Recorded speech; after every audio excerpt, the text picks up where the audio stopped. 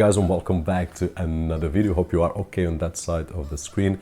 And today to take a look at another surveillance camera, this one targeted at inside home with a really nice design from SwitchBot. If you are not aware of this name, you should, because we have done in the past quite a few videos. I will leave some links right over here on the YouTube cards, and the latest two were really interesting. One to control our air conditioners, any brand, with our phone at the budget price, which is just awesome, being anywhere in the world, turning on and off our AC and control the temperature. The other video, which I will leave also link right over there, was also really interesting, which we added a thermometer, and then we could say to the air conditioner, turn on at certain temperature and turn off at certain temperature without even touching a button, which is really nice. But today with a security camera that we can have on the application, which I will show you in just a few moments. If you are looking to a budget key to activate your Windows 10, 11 or Office 2021, don't forget to check out the link down below to cdkeysales.com, a platform that we have tested quite a few times, activating without any issues whatsoever. So I have no issues in recommending, and it's the sponsor of this video. Now, looking at the package, it comes with all this that you see here on my desk, the webcam. It comes with a power adapter, USB to micro USB cable, some screws because we can mount this on a wall, on the ceiling, and so on. So everything that you see right over here, it's included. Now, this has no battery inside, but at this moment, as you can see, it's connected via a power bank. So if you are wondering, hey, can I use it as a portable device because I want to? Yes, you can, no issues whatsoever. Just get a power bank and connect it via USB, and that is it. Now, in terms of the camera itself, it's a 360 camera, so we can control it and we can view any angle. I'll show you right over there if you aren't seen already. We can control it via our phone vertically or horizontally, where we have more space on screen. Regarding the image quality, after seeing the image on my phone, my opinion is that image and audio is great, but I will show you a sample right over there.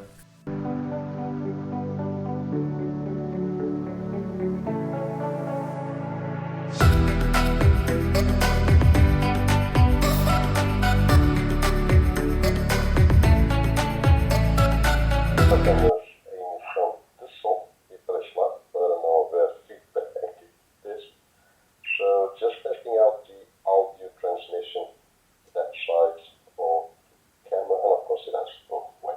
Just have in mind that the sample that you just saw is recorded at 1080 and upscaled to 4K, which is the size of the video that I'm recording right now. So you will have a degradation on the image, but in my opinion, it's not that relevant because we will not be seeing the images on screen. At least 95% of people, I guess, in my opinion, we will be seeing on a phone or on a tablet. And right over here, the quality is really spot on, even when we are in full black without any light. Now, sound, we can communicate both ways. So if there's someone at home that wants to communicate with you, it's possible, and you can also communicate this side as well. So if you have a pet or if you have someone at home and you want to say something, then this is another communicating way to do it. And basically that is it in terms of the functions. I will leave a link down below so that you guys can check all the specifications, but right now I want to show you the app, which you already know by now, but you haven't seen probably the one with the pan and tilt camera. So let's open it up right over here, and this is great if you already have SwitchBot with the curtain automatization, PC, and so on and so forth, and you want to have on the same application a security webcam for your home, or several cameras, one on a bedroom, one on a living room, and so on and so forth, depending on the case scenario. Then this is great because in just one app we have a lot of freedom. Now, what we are seeing right over here is my Sony camera right over there, but if I want to see it a little bit better, I can just scroll down and it will show me a lot more, and I can swipe to this side or swipe to this side, but I did show you already the movements. If I press in this button, it will show me this really nice menu right over here. The top left corner, it's the button that will allow me to put it on vertical, but I cannot do it right now or it will shut down my screen recording. I can take a picture. Microphone is to send audio to that side, and then I can also press the record and it will record to the gallery right over here. and if I stop, it will show you video has been saved to the gallery. If I want to see the gallery, we will see in just a few moments. By the way, I'm using a micro SD card right over here to store my footage. We also have the option for cloud, but I'll show you that in just a few moments as well. Now, if I go to playback, it will give me the movements that I had, the notifications and the recordings that were made automatically. So this right over here are all automatic recordings that it did detect that it was movement right over there, and what happened was, okay, I did record the movement. So we have right over here, you can see it by calendar, by day, by hour, and so on and so forth. So there's a lot of flexibility right over here. And there we go, another movement, another recording. Let's see this one right over here. Something was moving, probably the camera or whatever. Gallery, on the other hand, will give me the option to see what was recorded manually by me, as I did show you just a few moments ago. And if I go right over here, save to my phone and then use it, which was the way that I did to show you the image quality. Or, of course, we also have saved on the SD card. Now, we also have a fun thing here, which is the privacy mode. And this is something that I do respect. And for someone that wants to schedule, for example, okay, from certain time until to a certain time, I want privacy, you can do that later on. But if I press right over here, as you could see, it just closed completely the camera right over here. Now, if I press turn on, then we have the night mode, which is an automatic. Motion tracking is something really interesting. It's if I switch it off and if I put my hands right over here, the camera doesn't do anything. But if I put motion tracking and if I put my hand here, as you can see, it will follow the movement of my hand. So it will go and see what is happening. Now, if I put my hand on this side, let me try this side, it will start following and following and following. So this is a nice feature, and it can be useful so that you are not concerned about where to point the camera. This is a really nice feature. It will just follow where it sees movement. And we also have the motion detection, which we can enable or disable in this quick menu right over here.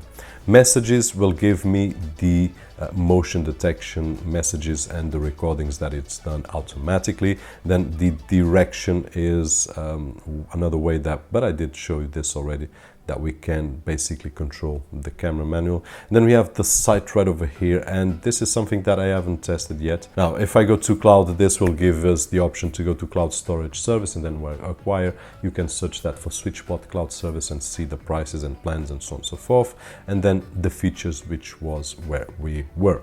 We also have another few options right over here in terms of settings. I can go and change the name, the location, the room, and so on.